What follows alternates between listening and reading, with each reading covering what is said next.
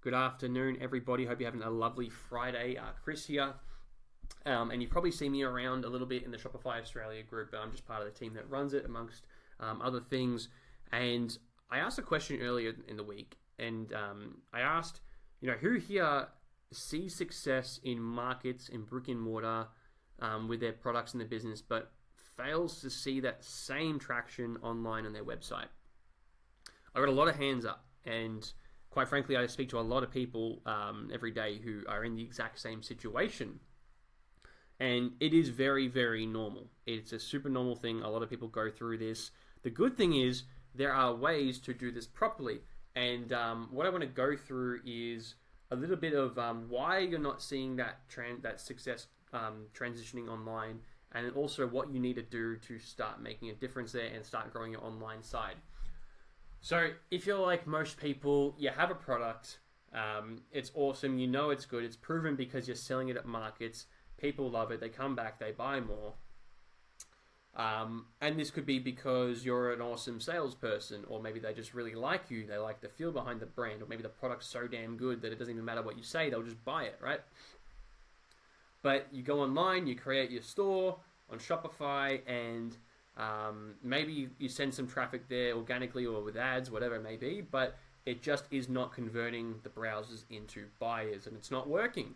And you probably understand that to grow the business, grinding out markets is not a viable way of doing things. You'll burn out before you can grow quick enough. You just don't get enough eyes on it for the amount of effort that you put in. And you probably have big goals for the business, and you've done the math.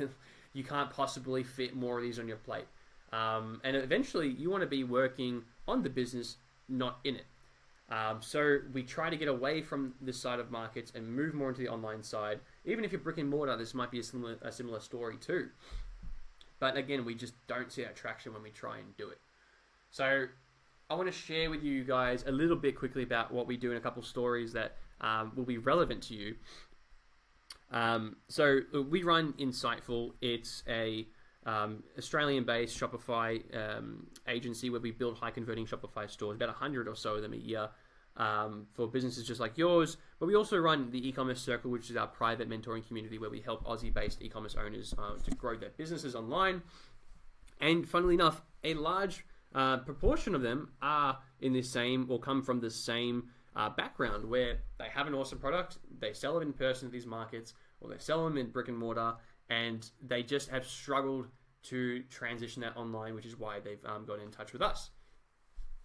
And I'm going to actually tell you the exact things that we've done for multiple other businesses that has fixed this exact problem, and I'll show you how you can do it too. So one thing about when people come to the markets that it's hard to replicate them online, the thing that you're probably struggling to replicate the most is going to be that trust factor, right? Because at a market, someone can come up, they can look at your product, they can see it in real life, they can see the person behind it, they can talk to you, they get a feel for what the brand is all about. So they really, in that whole experience, become trusting of you as a brand and a person behind the brand. Now, when we send them to our website, though, people who haven't spoken to you, usually the case is it's a store and it has these products on there, and that's it. And there's nothing there to build that authenticity, that branding, that trust factor.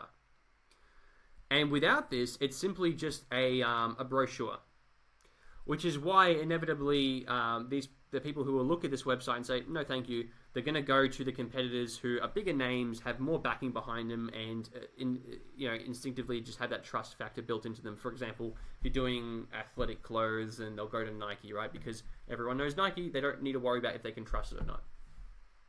But we're not Nike. We're small Aussie businesses.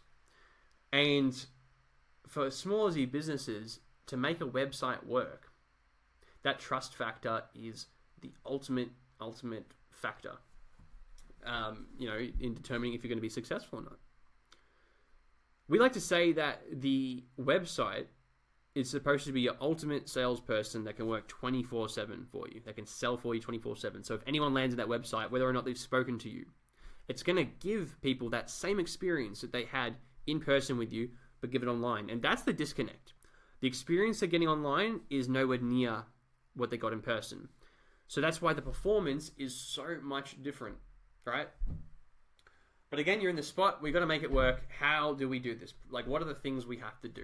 So I'm going to give you an example now. Just one awesome couple that we worked with. So I'm showing you boutique sources right now. So this is run by Dan and Regan, a lovely couple. We did a lot of work with them last year, 2024, I believe. And I mean, very similar story to a lot of you. So Regan was an ex-chef and started, out of passion making these steak sauces. And they started selling them at markets. People love them. It's just a great product. People love the steak sauce. They also like Dan and Regan, the people behind the brand. And they were doing quite well. They were doing, I think, about $7 or $8 a month when we met them. And this is mainly by hustling markets. But these guys were hustling like I've never seen before. Every single weekend they're at a new market. But they got to the point, and the reason they got in contact with us is because, we know we got an awesome product. It's obvious because people love it. And we know we need to grow, and we have a strong feeling it's online because you just reach more people, right? But we're not able to do it. We're just not having any success. And what you see right now on this website is not what we had when we what they showed to us when we started. It was most likely more similar to something like what you have right now, more just like a brochure almost. Like it's a website with products on there that people can buy, but there's not much else behind it. And they were seeing the same problem.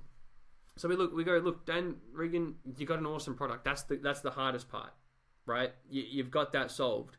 The next parts are easy.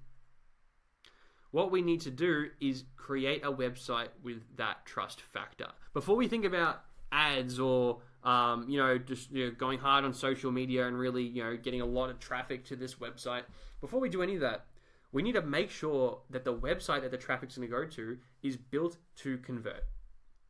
That's kind of a phrase we like to say, built to convert. Basically, it's a website that is actually going to convert those browsers into buyers for your product. You might know the metric, the conversion rate in the back end of your website. That's ultimately how to measure the performance of your website. What percentage of people that land on your website actually turn into customers. And the higher it is, the better you're going to perform online. And there's two ways we bump the conversion rate. There's how the website is built, that's one side. And then there is the other side, which is the story. So there's the store, and then there's the story. The store, like I mentioned, is how the website is built. It's super important, guys. You're trying to sell a premium product, most likely for a premium price. A lot of the time it's handcrafted stuff. It's goods you can't afford to sell for cheap because it's high quality stuff. When people come to your website, it needs to feel like it's a premium website. They need to feel like they're in a place where, this represents the product I'm going to buy. It needs to be easy to use. It can't be clunky. We like to say that building a website needs to be, building a website properly means it has to be idiot-proof. Meaning someone who's not even good with computers can come to your website and easily buy your product. So there's how it's built. Are the menus easy to read? Are the products pretty? Does it have nice and easy to use buttons? Does it have an easy add to cart feature that lets me keep buying, that has add-ons, things like this? There's about 400 to 500 things that we include when we build these custom that we include to help the kind of the structural elements of the website. And if you don't have, unfortunately, if you don't have that premium feel to your website, no, I'm not talking about colors or the aesthetic. I'm talking about functionally. Does it feel like you're in an organized website that's run by an organized brand? That's immediately going to build that trust. That's half of that trust. The other half of the trust comes down to that brand messaging, that brand story that I spoke about. And this is exactly the words that we use to describe us, what we do, why we're different from our competition. And that all goes on the website. That's your brand messaging strategy. And it's essentially taking that experience that you get on in person, when they get to chat with you, all the questions they get to ask, the feelings that they get. It's capturing those and putting them on this website. So even though you're not there to walk them through everything, all the questions they may have, someone who doesn't even know you can land on here, and within the first little scroll, they have all this information. They know exactly what we do. They know why we do it. They have a feel of what it's like to have our product. Then we have reviews. They know that it's based, that people like it. I mean, these guys have won awards, so we shared that there. They know that they're legitimate. And then we even go into like brand trust icons, which is all these things that set us apart from others. Like this is real chef-made recipes. We got certain advantages with how you can use our product, all natural ingredients, and Aussie owned. Just as examples, guys, yours will be different, for every product. So don't just go copying pasting these. But you can see before we even got to the buying, we've built all this trust. And it's a complete flip side to what I mentioned before, where most people come to us and they say, people won't buy from my website. We open it up and it's just like a banner saying product, shop now. And then it's just below that, just more products. Again, that's a brochure. That's not a website. And that's why we're not able to translate that success from in-person to online, from markets and brick and mortar to your website, because we're not building that same trust. And ultimately, your website is not a 24/7 salesperson yet. So when Dan and Regan came to us, they were doing about 8K a month. Like I said, they were grinding, doing an awesome job. But the first two things we did was, hey guys, let's fix this website. Let's change the brand messaging, really nail it, and make sure it's represented here nicely. Did that process. Now we have this awesome website. Now we go to that third. I was doing a bit of a triangle before. I did one side, two sides. There's that third side to things. That's your strategy. That's how we're going to get digital traffic to our website and grow that traffic over time to start growing our business. Now, for this brand, particularly meta ads was a good idea at the time, so we ran some meta ads and started slowly growing them. But basically, once we got the website and the brand messaging done, in about 4 months, just from running ads, after that, we got these guys from about 8K a month to doing about 50K per month. And at the point last time we connected, I think their biggest issue was just figuring out how to bottle more sources while they grow. And guys, it's going to be the same thing for you.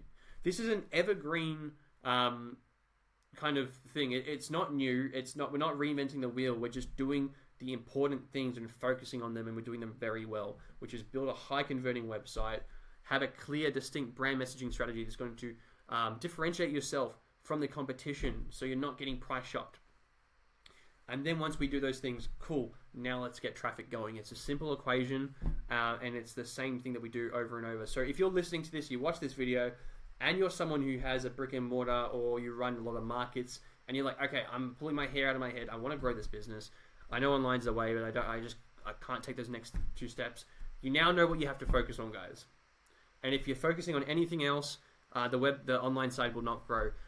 If you want help with it, guys, like I mentioned, we have the eCommerce Circle. We do this all day, every day.